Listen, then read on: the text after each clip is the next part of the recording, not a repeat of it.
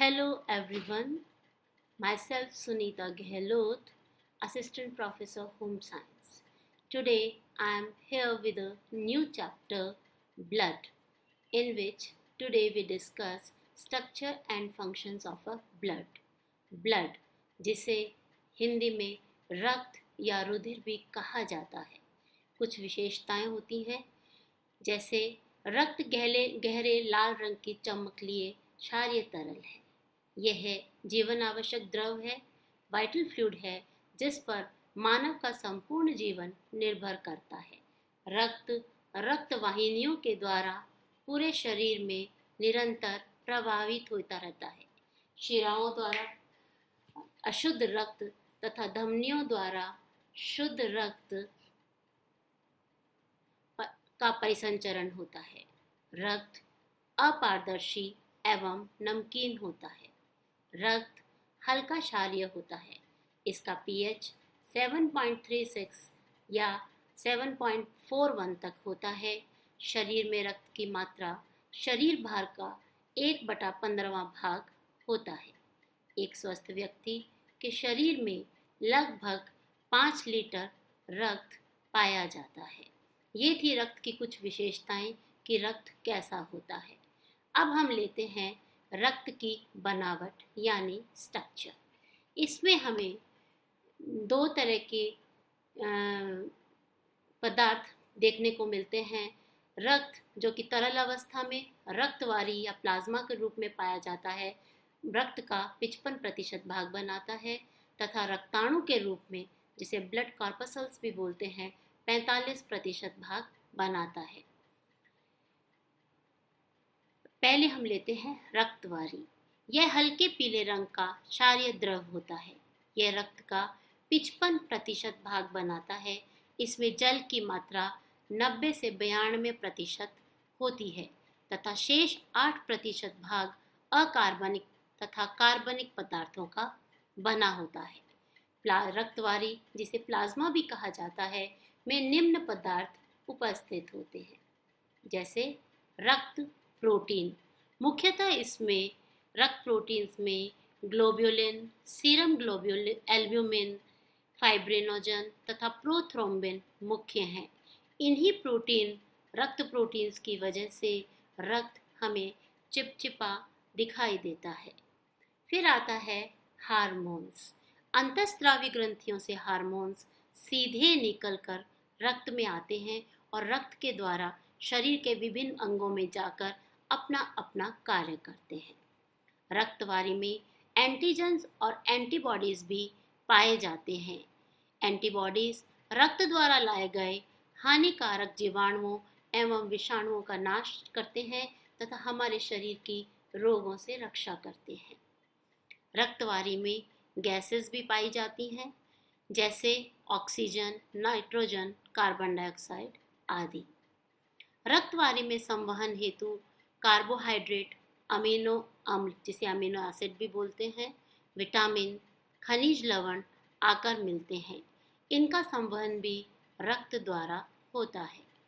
रक्तवारी में urea, uric acid और उत्सर्जी पदार्थ भी मिलते हैं, जिनका उत्सर्जन भी उत्सर्जी अंगों द्वारा किया जाता है। रक्तवारी में पित्तरंजक, बिलिरुबिन तथा बिलिवर्डिन नामक रंजक भी आकर मिलते हैं। अब हम लेते हैं रक्ताणु, ब्लड कॉर्पसल्स, ब्लड सेल भी बोला जाता है। जैसा कि हम चित्र में देखते हैं, ये है रक्ताणु की संरचना, जिसमें हमें आरबीसी, जिसे लाल रक्त कणिका कहते हैं, डब्ल्यूबीसी, जिसे श्वेत रक्त कणिकाओं के नाम से भी जाना जाता है, तथा ब्लड प्लेटलेट्स, जिन्हें बिंबाणु कहा जाता है। ये है रक्ताणु की सचित्र रचना। अब हम लेते हैं आरबीसी यानी लाल रक्त कणिकाएं। मानव रक्त में लाल रक्त कणिकाओं की संख्या अधिक, औसतन लगभग 45 से 50 लाख तक होती है। यह आकार में छोटी तथा गोलाकार होती है।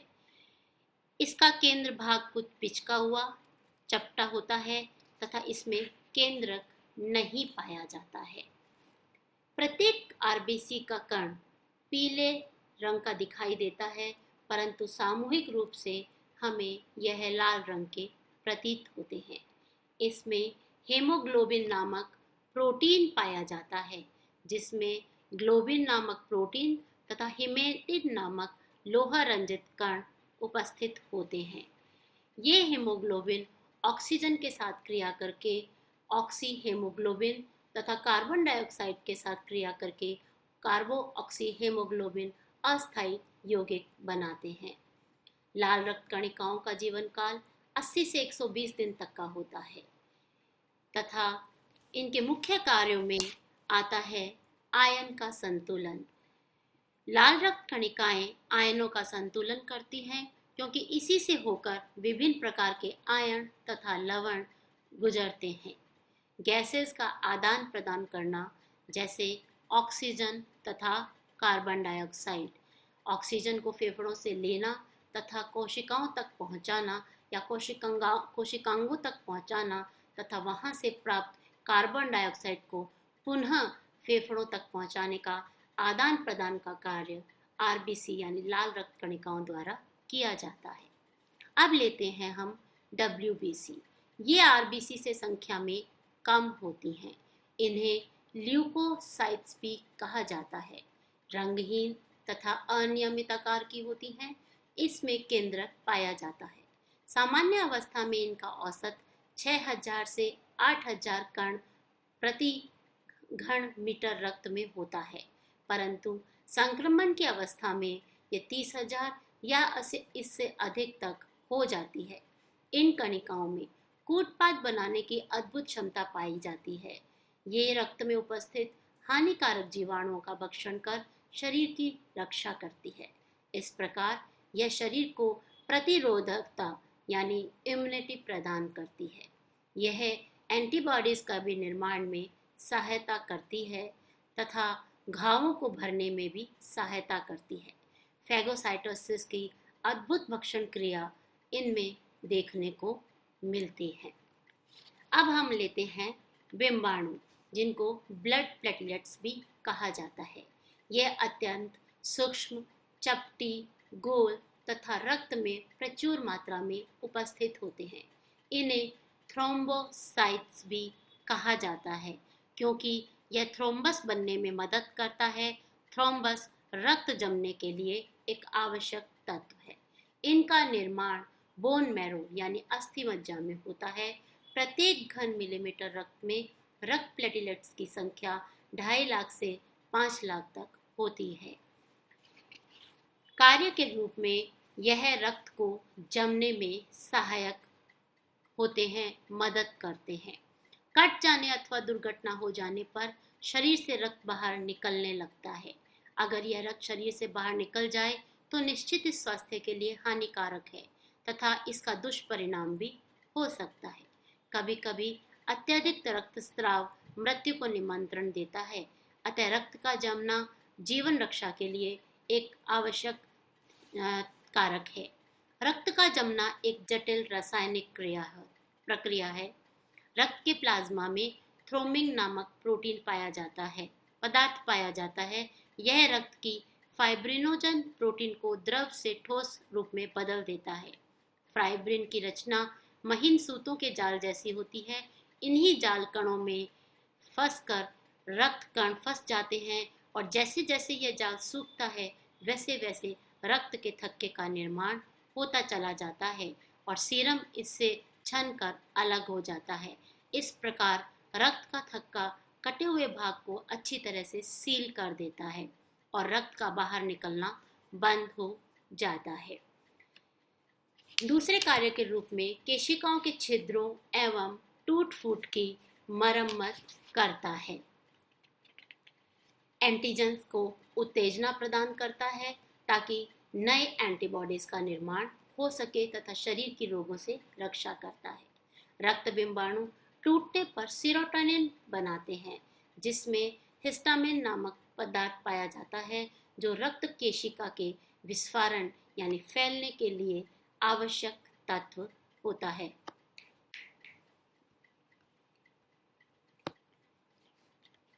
अब हम लेते हैं फंक्शंस ऑफ ब्लड यानी रक्त के कार्य। अभी तक हमने संरचना पढ़ी जिसमें हमने आरबीसी, डब्ल्यूबीसी और प्लेटलेट्स के बारे में पढ़ा।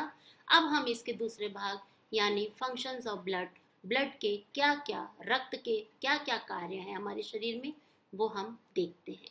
पहला आता है पोषक पदार्थों का संवहन यानी ट्रांसपोर्टेशन ऑफ न्यूट्रिएंट्स। रक्त आमाशय, छोटी आंत तथा बड़ी आंत से विभिन्न प्रकार के पोषक तत्वों का अवशोषण करता है, जिसे सर्वप्रथम यकृत में ले जाया जाता है।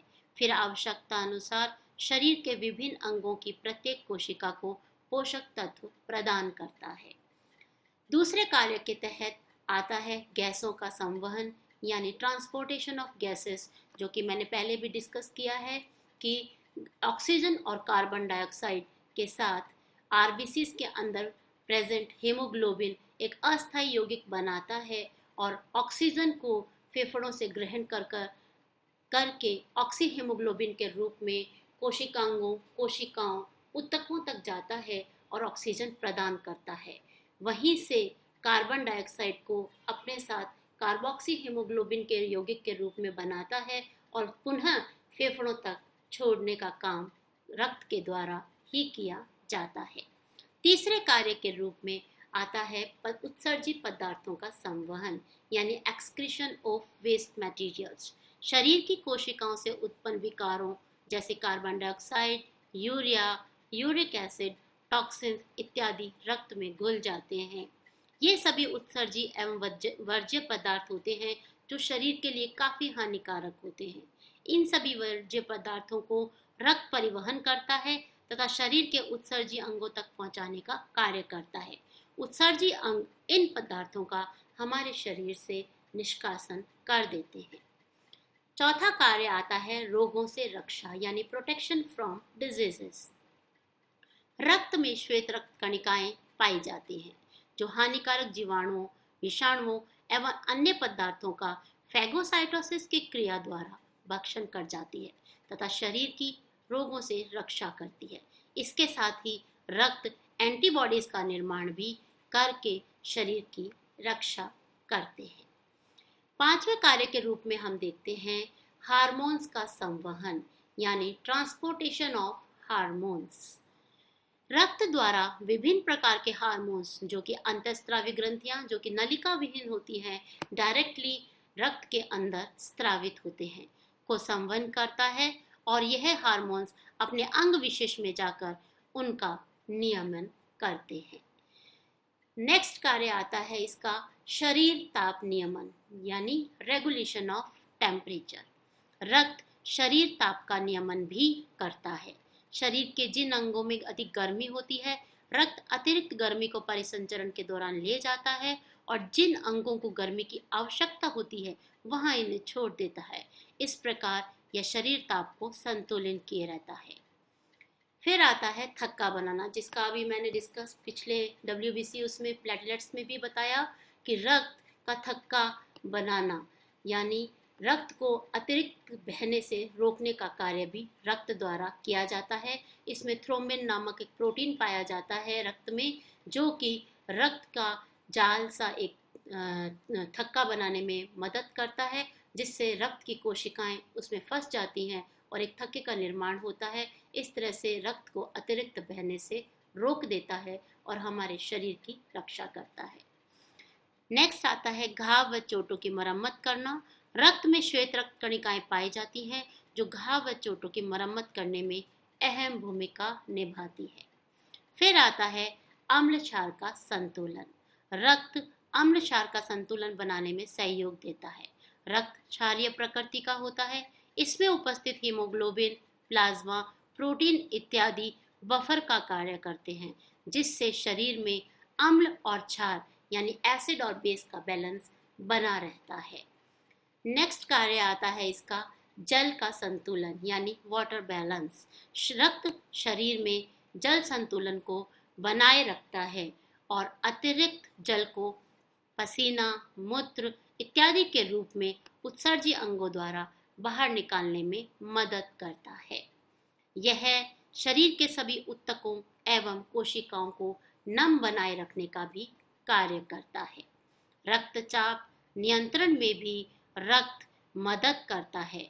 रक्त आयतन तथा विस्कोसिटी द्वारा रक्तचाप का सामान्य बनाए रखता है, और अगर अधिक हो जाए तो यह किडनी और आदि अंगों को रेगुलेट करके या उनको उत्तेजित करके रक्त का चाप जो है उसको बैलेंस करता रहता है। ये था आज का हमारा टॉपिक, जिसमें हमने रक्त की संरचना तथा रक्त के कार्यों को मुख्य रूप से देखा। नेक्स्ट चैप्टर में नेक्स्ट जो टॉपिक है वो हम नेक्स्ट क्लास में लेंगे, जिसमें हम रक्त वर्ग के बारे में डिटेल से पढ़ेंगे। Thank you.